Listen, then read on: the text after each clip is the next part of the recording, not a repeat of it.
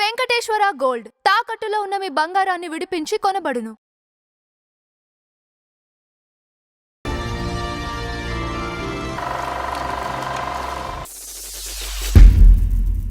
నమస్కారం నందం హరిచంద్రరావు గారు. నమస్కారం అంజుబాబు గారు. ఈ రోజు మన ఫ్లాష్ బ్యాక్ లో అండి మూవీ మొగల్ రామానాయుడు గారు ఉన్నారు కదా. అవును, రామానాయుడు గారు ఇప్పుడు అంటే Guinness book of world record సంపాదించిన వ్యక్తి.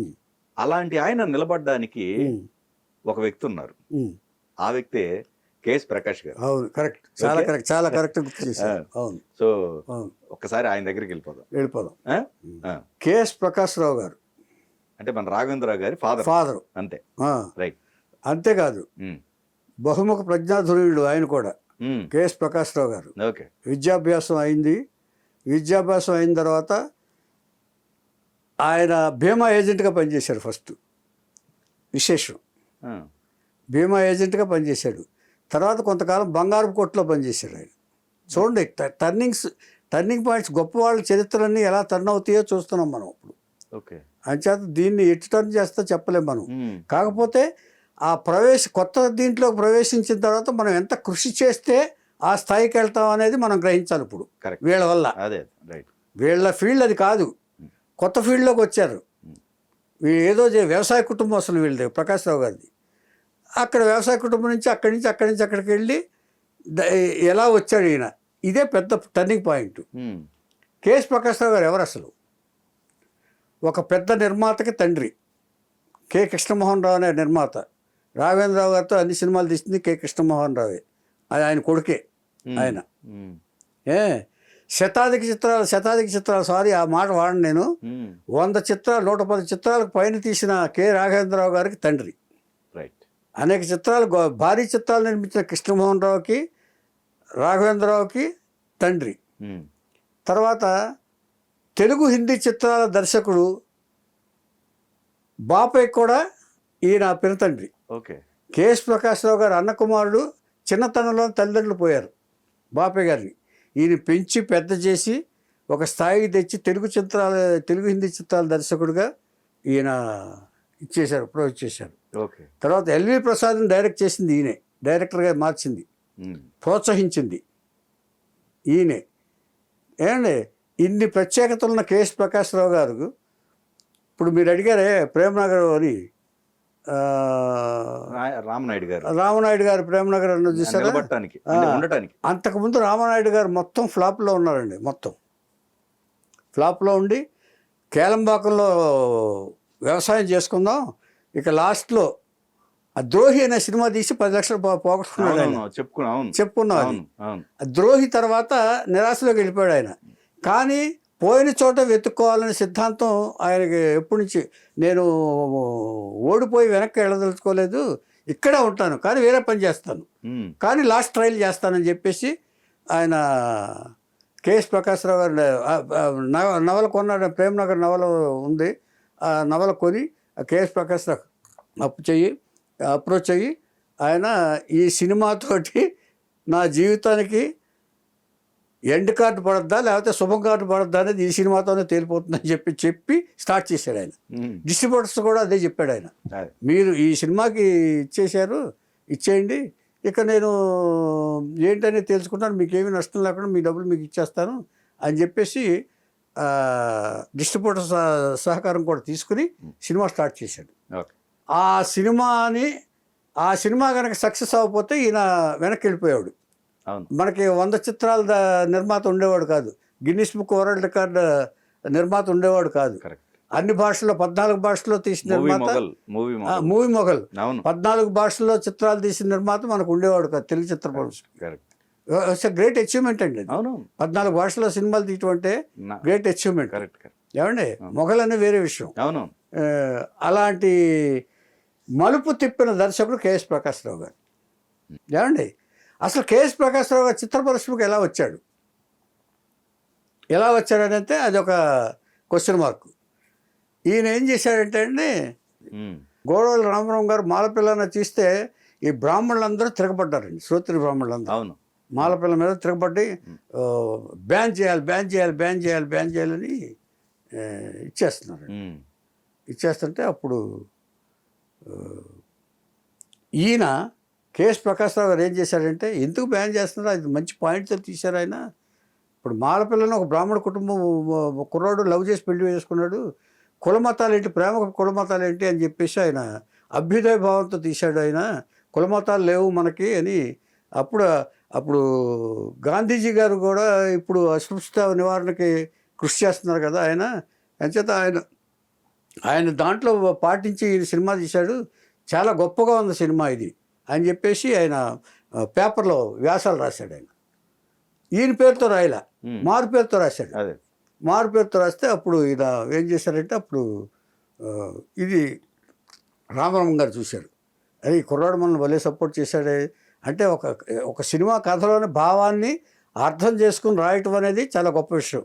దాన్ని విశ్లేషించాడు, ఎందుకు ఈ సినిమా చూడాలనేది విశ్లేషించాడు, వాళ్ళందరికీ సమాధానం బాగా చెప్పాడని చెప్పేసి ఈయన ప్రకాశ్రావు గారు పేరు మారు పేరుతో రాశారు కదా, అంచేత పత్రిక వాళ్ళకి ఫోన్ చేసి పత్రిక వాళ్ళ దగ్గర చెప్పి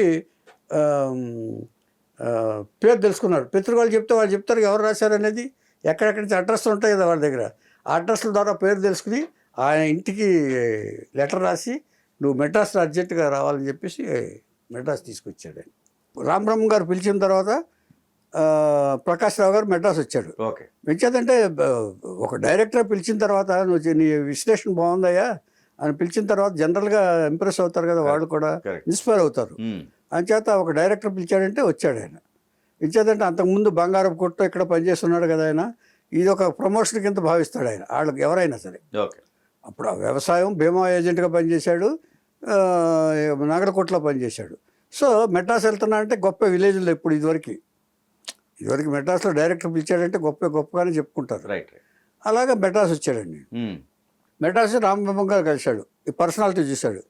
ఏమయ్యా బాగున్నావా, నువ్వు హీరోలాగా ఉండవు, నీతో సినిమా తీస్తాను ఉండు అని చెప్పేసి అప్పుడు మొదలుపెట్టాడు ఆయన సినిమా. అపవాదు అనే సినిమా మొదలుపెట్టాడు ఆయన. దాంట్లో జీవలక్ష్మి కథానాయిక. ఈ అపవాదు జరుగుతున్నప్పుడే వీళ్ళిద్దరి మధ్య ఒక పరస్పర మైన అభిప్రాయం, ప్రేమ కలిగి వాళ్ళిద్దరు ఈ సినిమా తర్వాత వివాహం చేసుకున్నారు. జీవలక్ష్మిని ఈ సినిమాలోనే కనెక్ట్ అయింది ఆయనకి.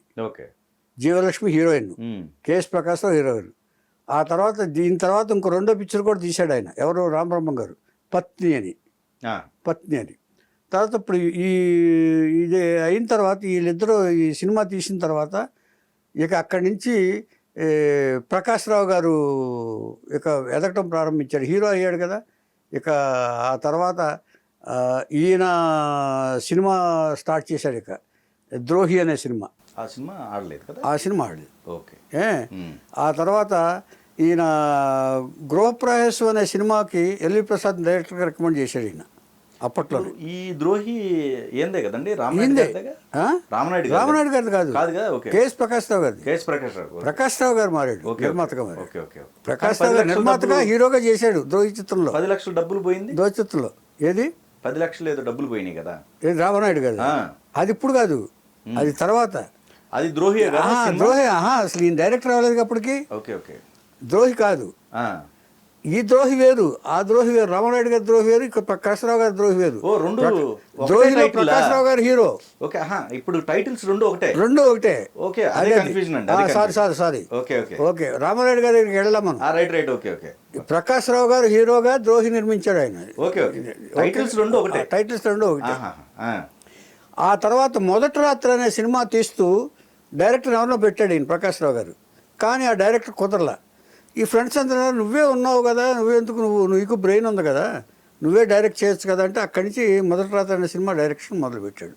అక్కడి నుంచి ఆయన సినిమాలు డైరెక్టర్గా మారిపోయాడు ఆయన, కేఎస్ ప్రకాశ్రావు గారు. ఒక సినిమా చాలు కదా, అక్కడి నుంచి ఆయన దర్శకుడిగా యాత్ర ప్రారంభించి అక్కడి నుంచి చాలా చిత్రాలు చేశాడు. ఇప్పుడు మీరు అడిగిన క్వశ్చన్కి సమాధానం ఏంటంటే, ఇన్ని చిత్రాల తర్వాత, చాలా గ్యాప్ తర్వాత రామానాయుడు గారు తీస్తూ నవలా చిత్రం తీస్తూ ప్రేమనగర్ కేఎస్ ప్రకాశ్రావు గారిని అప్రోచ్ అయిన తర్వాత కేఎస్ ప్రకాశ్రావు గారు తీశాడు. చేతంటే ఇప్పుడు ఆయన బతిమాలకున్నాడు ఈయన, ఎవరు రామానాయుడు గారు చెప్పారు ఏంటంటే, ఇది నా ఆఖరి చిత్రం అండి, నేను ఊళ్ళో ఉండటం, మెడ్రాస్లో ఉండటమా లేకపోతే వేరే వ్యాపారానికి వెళ్ళిపోవటమా, ఈ సినిమాని మీ చేతిలో పెడుతున్నాను సార్ చెప్పి ప్రకాశ్రావు గారికి అప్పచెప్పాడు రామనాయుడు గారు. కేఎస్ ప్రకాశ్రావు గారు ఇలాంటివి ఎన్నో చూశారు కదా, ఆయన గొప్ప దర్శకుడు. తహసీల్దార్ గారు లాంటి సినిమాలు తీశారు ఆయన. ఆయనకి ఇదేముంది, ఆయన తన బ్రెయిన్ అంతా ఉపయోగించి గొప్పగా తీర్చిదిద్దాడు ప్రేమనగర్ అనే నవల్ని సినిమా తీయటం అంటే చాలా కష్టం అండి. నవల్ని సినిమా తీయాలంటే ఇచ్చేదంటే డిస్క్రిప్షన్ ఎక్కువ ఉంటుంది. ఏది కావాలి, ఎంత కావాలి అనేది తెలుసుకోవడం అనేది దర్శకుడి మేధాజ్ఞానానికి నిదర్శనం అనమాట. అంతే ప్రేమనగర్లో ఎప్పుడు కూడా నవల్లో ఎక్కువ రాస్తారు కదండి రచయితలు, కానీ ఎంత కావాలో తీసుకుని ప్రేమనగర్ని అత్యద్భుత దృశ్యకావ్యంగా మలిచాడు కేఎస్ ప్రకాశ్రావు గారు. అది వర్షాల్లో కూడా సూపర్ హిట్ అయింది. ఇక రామానాయుడు గారి జీవితాన్ని కొత్త మలుపు తిప్పిన చిత్రం ప్రేమనగర్. ఏమండి, అలాగే రామానాయుడు గారికి ఇంకో మలుపు ఉంది. ఆ తర్వాత కూడా ఇంకో స్లాక్ పీరియడ్ వచ్చింది రామానాయుడు గారికి. వచ్చినప్పుడు ఆయన కుమారుడు కె రాఘవేంద్రరావు గారు దేవత ఆయన కాపాడింది. సోమన్ బాబు గారు దేవత చిత్రం రెండో లైఫ్. అంటే ప్రేమనగర్లో ఆయన స్టాండ్ అయిపోయాడు ఇండస్ట్రీలో. ఇక ఎన్ని ఆటుపోట్లు వచ్చినా ఆయన ఎదుర్కోవడానికి సిద్ధపడిపోయాడు ఆయన ప్రేమనగర్ తర్వాత. ప్రేమనగర్ ధైర్యాన్ని ఇచ్చింది. ఆ తర్వాత కొంచెం ఏదన్నా ఇది వచ్చింది, స్లాక్ పీరియడ్ వస్తే దాన్ని దేవతతో రాఘవేంద్రరావు గారు ఇచ్చారు. అంటే వీళ్ళిద్దరూ కేఎస్ ప్రకాశ్రావు గారు, కె రాఘవేంద్రరావు గారు రామానాయుడు గారి జీవితానికి రెండు మలుపులు తిప్పిన గొప్ప దర్శకులు అయ్యారు వీళ్ళు. రామానాయుడు గారు శతాధిక చిత్రాలు తీయటానికి వీళ్ళిద్దరు కూడా కారణభూతులు అయ్యారు. ఇది ఆయన రామానాయుడు గారి జీవితంలో అంటే లిఖించదగిన దర్శకులు వీళ్ళిద్దరు, తండ్రి కొడుకులు. అది ఒక పెద్ద రిమార్కు. ఇంతేకాకుండా అక్కినే నాగేశ్వరరావు గారి రికార్డ్ అది. ఎంచేతంటే తండ్రి కొడుకులు ఒక నిర్మాతని నిలబెట్టడం అనేది ఈ ప్రపంచ సినీ చరిత్రలో రికార్డు అని అనుకుంటున్నాను నేను. ఎంచేతంటే ఒకే తర్వాత అన్నపూర్ణ స్టూడియోలో ఈయన మన సెక్రటరీ అన్నపూర్ణ స్టూడియో స్టార్ట్ చేసి ఈయన సారథి స్టూడియో ప్రాబ్లం వచ్చి అన్నపూర్ణ స్టూడియో కట్టినప్పుడు ఒక ఫ్లోర్ కట్టి ఫస్ట్ చిత్రం ప్రారంభించింది రామానాయుడు గారే. ఆ చిత్రానికి దర్శకుడు కేఎస్ ప్రకాశ్రావు గారే. అది రామానాయుడు గారి ప్రొడ్యూసరు. సెక్రటరీ నిర్మాత రామానాయుడు గారి, దానికి దర్శకుడు కేఎస్ ప్రకాశ్రావు గారి. సో అన్నపూర్ణ స్టూడియో కూడా ప్రారంభ చిత్రం తీసింది కేఎస్ ప్రకాశ్రావు గారి. సో ఇంత అత్యద్భుత రికార్డు కలిగే కేఎస్ ప్రకాశ్రావు గారి జీవితం ఎట్లాంటిదో మీరు ఊహించుకోవచ్చు. తర్వాత ఈ సెక్రటరీ అన్నపూర్ణ స్టూడియోకి ఓపెన్ చేసింది ఈయన. ఇన్ని రికార్డులు ఉన్నాయి ఈయనకి. తర్వాత దీక్ష చిత్రం ద్వారా ఆత్రేయని పరిచయం చేశారు కేఎస్ ప్రకాశ్రావు గారు.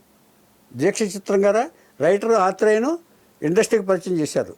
కన్నతల్లి చిత్రం ద్వారా పి సుశీల్ని గాయనిగా పరిచయం చేశారు కేఎస్ ప్రకాశ్రావు గారు.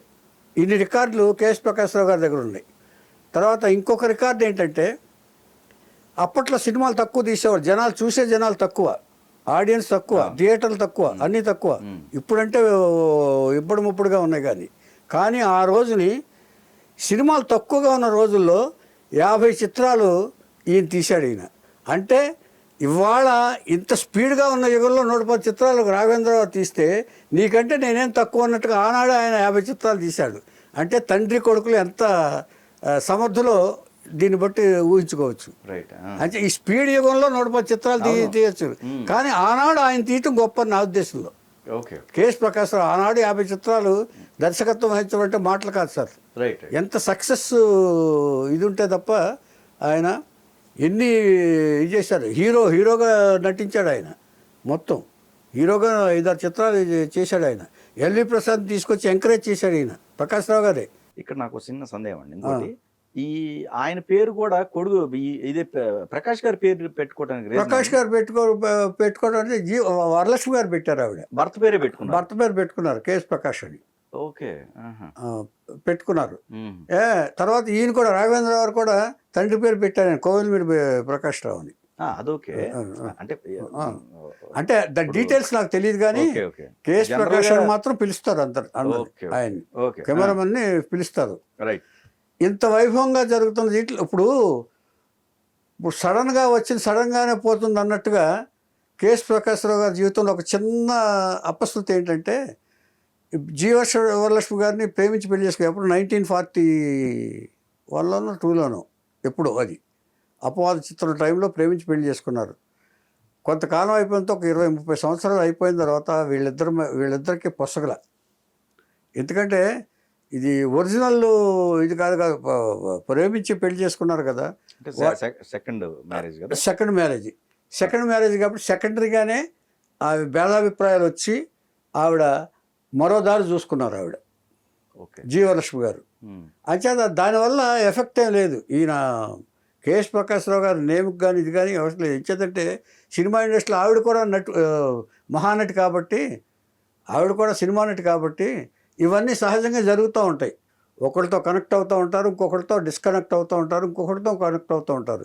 ఇవన్నీ సాధారణ విషయంగా పరిగణించబడ్డారు అప్పట్లో. ఇదేనేది ప్రకాశ్రావు గారు దీనికి కానీ జీవితానికి కానీ ఏమి ఎఫెక్ట్ కాలేదు, ఫ్యామిలీకి కానీ. ఇచ్చేదంటే అది అందరూ కలిసే ఉన్నారు అప్పుడు కూడా. కేఎస్ ప్రకాశ్రావు గారిని, కేఎస్ ప్రకాష్ కెమెరామెన్ గారిని రాఘవేంద్ర గారు కూడా ఎంకరేజ్ చేశారు. ఆయన ఒక ఫ్యామిలీగానే గౌరవించారు. ఆయన ఎంకరేజ్ చేసి సినిమాలు కలిసి చేశారు. అంచేత ఆయన కూడా డైరెక్ట్ చేశాడు. అంచేత కేఎస్ ప్రకాశ్రావు గారి ఫ్యామిలీ మొత్తం ఈ సినిమా పరిశ్రమకు అంకితమై ఒక గొప్ప నిర్మాతను నిలబెట్టారు.